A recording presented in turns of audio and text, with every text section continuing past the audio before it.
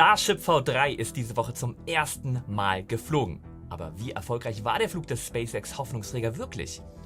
SpaceX benennt den ersten interplanetaren Reisenden. Wer darf als erster Mensch um den Mars herumfliegen? Die New Glenn von Blue Origin darf wieder starten. Und der ESA-Chef fordert, dass Europa seine Menschen endlich unabhängig von den USA ins All bringt. Bereit zu staunen? Ich bin Mo, herzlich willkommen zu Senkrechtstarter. Ja, diese Woche stand an SpaceX Startgelände Starbase in Texas ein großer Moment an. Der erste Start von Starship in der Version 3. Für SpaceX steht da viel auf dem Spiel. Der erste Starship-Aufstieg seit 7 Monaten, der letzte Flug 11, der war im Oktober 2025. Und es ist der Debütflug der komplett überarbeiteten V3-Generation. Erneut die größte und schubstärkste Rakete aller Zeiten, größer und stärker als ihre Starship-Vorgänger. Letzte Woche haben wir das Startfenster für diesen Flug 12 bereits angekündigt und die neue Hardware in einer eigenen Technik-Episode auseinandergenommen. Diese Woche galt dann dem Start selbst. Ja, und dieser erste Startversuch der neuen Generation, der begann ein bisschen holprig. Es gab mehrere Verschiebungen innerhalb der Woche. Der Startversuch lief dann wirklich los, dann am Donnerstagabend texanischer Ortszeit. Da war bei uns schon die Nacht zum Freitag, den 22. Mai. Nach mehreren Unterbrechungen und Neustarts des Countdowns stoppte die Sequenz dann bei T-40 Sekunden. Den Grund nannte SpaceX-Chef Elon Musk am Morgen danach. Schuld war ein Hydraulikbolzen am Startturm. Dieser Bolzen, der hielt einen der Turmarme, es ging da um den Quick Disconnect zum Chip, in Position und der zog sich vor dem Start nicht vorgesehen zurück. Ein winziges mechanisches Detail also, das eine ganze Megarakete am Boden hielt. Ja klar, aber lieber ein Abbruch am Boden als ein Fehler in der Luft oder dann während dem Start, dass da irgendwas Großes kaputt geht. Mit dabei an diesem Abend in Texas ein prominenter Gast, die Sängerin Nicki Minaj, die ja den Song Starships Are Meant to Fly mal gesungen hat. Zu Deutsch also Starships sollen fliegen. Sollen sie auch, war an diesem Abend anders. SpaceX-Sprecher Dan Hood stufte den abgebrochenen Versuch dann später als Generalprobe mit Treibstoff an, also quasi eine unbeabsichtigte Wet Dress Rehearsal. Das kennen wir auch von SpaceX, dass sie versuchen, auf den Start hinzugehen und wenn das nicht klappt, dann nutzen sie die Gelegenheit, um die Rakete und die Startinfrastruktur in einer Wet Dress Rehearsal, also in einer Generalprobe mit Treibstoff besser kennenzulernen. Die komplette Betankung und fast die gesamte Startsequenz wurden ja dabei real durchgespielt, wobei dann natürlich viele wichtige Daten gesammelt werden können. Während der Übertragung streute SpaceX noch eine große Ankündigung ein. Der Kryptomilliardär Chan Wang, der 2025 bereits die private Fram-2-Mission mit der ersten deutschen Frau Rabea Rogge finanzierte und geleitet hatte, soll den ersten bemannten interplanetaren Flug anführen. Es geht um einen Vorbeiflug am Mars. Hoffe, dass es diesmal zur Umsetzung kommt, anders als beim abgesagten Mondflugprojekt Dear Moon. Beim zweiten Anlauf, diesmal mit dabei in der Live-Übertragung, NASA-Chef Jared Isaacman. In der Nacht zum Samstag hob Starship dann erstmals in der Version 3 ab. Und es lief erstaunlich rund. Der Aufstieg klappte, nur eines der 33 Booster-Triebwerke fiel aus. Kein Problem bei der Menge an Triebwerken. Auch die Stufentrennung saß für sein Rückkehrmanöver, also den sogenannten Boost-Back-Burn. Da zündete der Booster danach nicht alle Triebwerke und ging letztendlich unkontrolliert im Golf von Mexiko nieder. Geborgen werden sollte er bei diesem Erstflug aber ohnehin nicht. Ich denke, das wird beim nächsten Flug besser laufen. Das Schiff flog mit 5 von 6 Triebwerken weiter, erreichte den Brennschluss im Weltraum, wenn auch etwas später, und setzte schließlich 22 Dummy-Starlings aus. Darunter erstmals 2 sogenannte Dodger Dogs, kleine Satelliten mit Kameras, die beeindruckende Bilder vom Starship im All zurückfunkten.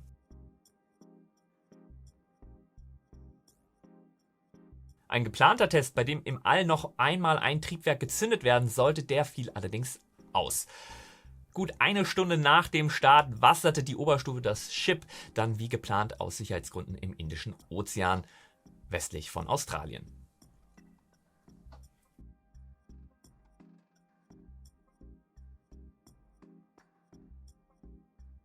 Unterm Strich, für den Debütflug einer komplett neuen Starship-Generation ist es ein extrem starkes Ergebnis.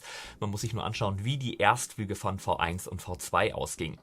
Wir freuen uns jetzt auf die nächsten Schritte, den ersten Orbit, Schiffslandung und das Betanken im All. Kennt ihr das? Es ist endlich Feierabend, kein Slack mehr, einfach Sofa und Feed. Ja, und beim Scrollen denkt ihr, ja, so ein Starship V3 Modell 1:100, das wäre doch cool. Neupreis eigentlich 499 €, gerade im Angebot für 219. Ich kenne eigentlich den Marktpreis und ich weiß eigentlich ganz genau, dass das nicht gehen kann. Aber zu 80% sicher sein, das reicht nicht. Die restlichen 20% Neugier, Die siegen und ich klicke trotzdem drauf. Plötzlich macht der Browser zu, ein Fake-Shop direkt geblockt. Mein erster Gedanke, gut, dass ich nichts eingegeben habe. Mein zweiter Gedanke, ja, ich habe trotzdem geklickt, obwohl ich dachte, mir passiert sowas nicht. Geholfen hat mir dabei der Bedrohungsschutz Pro von NordVPN. Der läuft unsichtbar im Hintergrund, der erkennt Fake-Shops und Phishing-Seiten, bevor sie laden und scannt Downloads auf Malware. Zusätzlich prüft ein Dark Web Monitor kontinuierlich, ob euer Zugangsdaten irgendwo auftauchen. Das Problem ist doch, wir wissen es eigentlich besser, klicken aber trotzdem. Genau deshalb ist es sinnvoll, dass im Hintergrund etwas läuft, das nicht auf unser Urteilsvermögen angewiesen ist.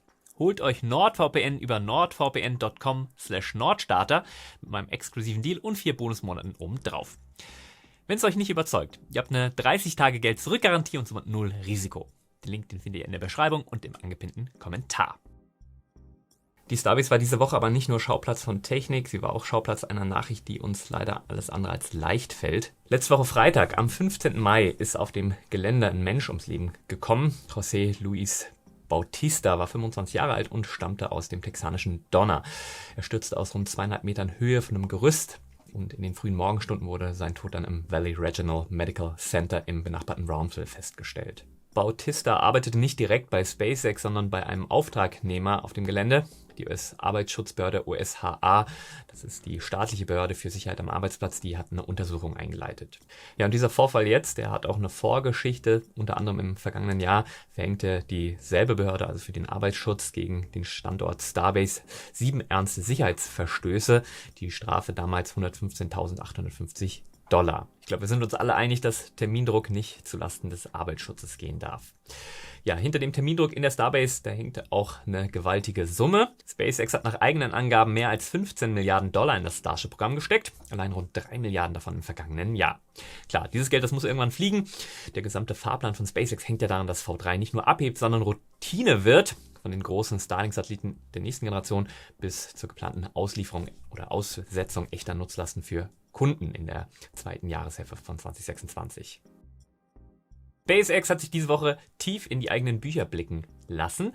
Am vergangenen Mittwoch, 20. Mai, wurde ein fast 300 Seiten langer Börsenprospekt bei der US-Börsenaufsicht SEC eingereicht. Unter dem Kürzel SPCX will das Unternehmen bis zu $75 Milliarden frisches Kapital einsammeln. Bei einer Bewertung dann von rund 1750 Milliarden $. Erstmals liegen damit harte Zahlen offen. 2025 setzte SpaceX 18,7 Milliarden $ um. Das Geschäft mit der Starlink-Konnektivität, also vom Starlink, ist hochprofitabel. Das KI-Segment dagegen schrieb einen Verlust von 6,4 Milliarden $. Spannend ist, wie ich finde, der Teil zur Kontrolle. Die geplante Struktur, die sichert nämlich Elon Musk eine außergewöhnliche starke Stimmmacht. Gleichzeitig wird Aktionären laut Prospekt der Rechtsweg gegen das Unternehmen verbaut. Wer SpaceX kauft, der kauft also Anteile, aber kaum Mitsprache. Von einem amerikanischen Milliardengeschäft zu einer europäischen Wissenschaftsmission. Am vergangenen Dienstag, 19. Mai, ist die ESA-Sonde SMILE auf einer Vega C vom Weltraumbahnhof Kourou gestartet und sauber in einen rund 706 Kilometer hohen Orbit ausgesetzt worden. Stell dir um die Erde eine unsichtbare Magnetfeldschutzhülle vor, die Magnetosphäre. Sie lenkt den ständigen Teilchenstrom der Sonne von uns ab. SMILE soll von dieser Wechselwirkung erstmals globale Bilder liefern. Dafür fliegt die 2200 Kilogramm schwere Sonde auf einer stark gestreckten Bahn bis dann auf rund 121.000 Kilometer Höhe hinaus. Das erste Signal, das empfing die ESA-Bodenstation New Norica in Australien knapp eine Stunde nach dem Start. Bemerkenswert ist auch der Träger. Für die Vega C übernimmt inzwischen der italienische Hersteller Avio selbst die Vermarktung, ein Generationswechsel in der europäischen Raumfahrt. Bleiben wir in Europa, wechseln aber von der Wissenschaft zur Verteidigung. Das Münchner KI-Unternehmen Helsing und der Bremer Raumfahrtkonzern OHB haben am vergangenen Dienstag, 19. Mai, ein gemeinsames Unternehmen gegründet. Der Arbeitstitel ist Kirk. Zweck ist die Zielerfassung aus dem Orbit, also Satelliten, die mit künstlicher Intelligenz Bodenziele aufspüren und dann verfolgen. Im Industriekonsortium sitzen zusätzlich der norwegische Rüstungskonzern Kongsberg und der deutsche Sensorik-Spezialist Hensoldt. Ja, damit verbindet sich eine reine Software- und KI-Firma mit klassischer Raumfahrt- und Rüstungsindustrie. Einschränken muss man es trotzdem erstmal. Bisher ist Kirk eine Firmengründung. Es fliegt noch keine Hardware und ein konkretes Auftragsvolumen nennt man bislang auch noch nicht. Militärischer Nutzung im All müssen wir noch bleiben, kurz, ein paar tausend Kilometer höher aber. Russland-Satellit Kosmos 2589, gestartet im Juni 25, hat im April den geostationären Orbit erreicht. Das ist der Gürtel in rund 36.000 Kilometern Höhe, in dem die großen Kommunikations- und Spionagesatelliten parken. Dort wurde es eng. Ein amerikanischer Inspektionssatellit aus dem Programm GSSAP, intern USA 325 genannt, näherte sich dem russischen Objekt am 1. Mai bis auf 13 Kilometer an. Vor 2 Wochen, da haben wir ja dieses Katze-und-Maus-Spiel noch im niedrigen Orbit aufgezeigt. Diese Woche spielt es sich im geostationären Gürtel ab. Und die USA, die planen bereits günstigere betankbare Späher als Nachfolger. Das Beobachten der Beobachter wird also zur Dauereinrichtung. Von Spionagesatelliten zu einem neuen Satellitenanbieter. VAST, euch wahrscheinlich eher als Entwickler privater Raumstationen bekannt, hat am vergangenen Dienstag eine eigene Produktionslinie für Satellitenbusse angekündigt. Ein Satellitenbus, das ist die Grundplattform eines Satelliten, der Körper mit Strom, Antrieb und Steuerung, auf dem dann später die eigentliche Nutzlast aufgesetzt wird. VASTs Variante liefert 15 Kilowatt Leistung, wiegt rund 700 Kilogramm und trägt mindestens 350 Kilogramm Nutzlast. Optional lässt sich ein KI-Rechenmodul von Nvidia einbauen. Einen ersten Kunden gibt es schon. 4 Busse sollen bestellt sein mit der Option auf bis zu 200 weitere. Allerdings bleibt dieser Kunde ungenannt und geflogen ist bisher keine dieser Plattformen. Solche Satelliten, die müssen am Ende auch nach oben und in der vergangenen Woche brachten 4 Träger neue Hardware in den Orbit. Am Dienstag, 19.05. da hob eine Vega C aus Kourou mit der Smile-Mission ab. Am Mittwoch, 20.05. und am Donnerstag, 21.05. gab es 2 Falcon 9 Starts mit Starlink-Satelliten, einmal von Vandenberg und einmal von Cape Canaveral. Routine im besten Sinne. Und am Freitag, 22.05., da hob eine Electron von Rocklab vom Startplatz auf der neuseeländischen Mahia-Halbinsel ab. An Bord ein Radar-Erdbeobachtungssatellit aus der Strikes-Reihe für die japanische Firma Synspective. Es war bereits die 9. Electron-Mission für diesen Kunden. Noch was in eigener Sache, bevor wir dann in die Kurznews springen. Wir haben uns die Zahlen vom letzten Monat angeschaut und ehrlich gesagt habe ich da ganz schön geschluckt. 62% von euch, also alle, die diesen Kanal sehen, haben Senkrechtstarter noch gar nicht abonniert. Ja, das würden wir natürlich wahnsinnig gerne ändern. Wenn dir diese Sendung, wenn dir dieses Format etwas gibt, dann kostet dich ein Abo genau einen Klick und uns hilft das enorm, weil das spielt dann YouTube viel, viel besser aus. Und wenn du wirklich Lust hast, erzähl auch anderen von der Raumfahrt. Jeder Mensch mehr, der anfängt nach oben zu schauen, der macht diese optimistische Community ein Stück größer. Wer noch einen Schritt weitergehen will, der wird Schutzengel. Also als Schutzengel, da siehst du ja jedes Video schon einen Tag früher und das komplett werbefrei, also ohne eine einzige Unterbrechung. Die YouTube-Mitgliedschaft, der Button dazu, den findest du direkt unter dem Video. Dankeschön. Und jetzt wie immer der Schnelldurchlauf durch die kleineren Meldungen der Woche. Blue Origins Schwerlastrakete New Glenn darf wieder fliegen. Beim 3. Flug im April glückte zwar die Boosterlandung, erstmals sogar mit einem wiederverwendeten Booster, doch die Oberstufe, die verfehlte mit ihrem Satelliten den Ziel-Orbit, woraufhin die FAA die Rakete vorerst am Boden hielt. Nach Untersuchungen und Korrekturen hat die Behörde New Glenn jetzt wieder freigegeben. Natürlich muss dann noch eine Starterlaubnis erteilt werden. Bei Rocket Lab lief das 1000. Rutherford-Triebwerk vom Band. Das Rutherford war ja das weltweit erste 3D-gedruckte batteriegetriebene Raketentriebwerk und gehört damit zu den meistgefertigten Triebwerken der Welt. Finnische Firma ICI hat der polnischen Armee in unter 12 Monaten die Radaraufklärungskonstellation Polaris aus 4 Satelliten übergeben. Der Vertrag mit Polens Verteidigungsministerium ist rund 200 Millionen Euro wert.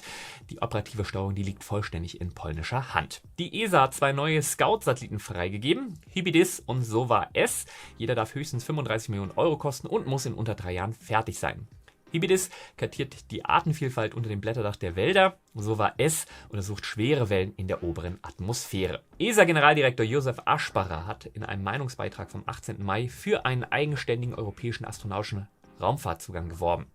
Auslöser für ihn die Pause der Mondstation Gateway und das Aus für die Marsprobenrückführung. Also, dass man die USA nicht mehr so wirklich als verlässlichen Partner ernst nehmen kann. Den ESA-Rat im Juni, den nannte er einen Wendepunkt. Passend zu einem eigenständigen europäischen Zugang hat die Exploration Company die Vibrationstests an einem Strukturmodell der Nix-Kapsel abgeschlossen. Es geht um 69 Tests in über 4 Wochen am Rütteltisch des ESA-Technikzentrums ESTEC. Das Nix-Projekt, das wird seit Mai 24 mit 25 Millionen Euro von der ESA gefördert.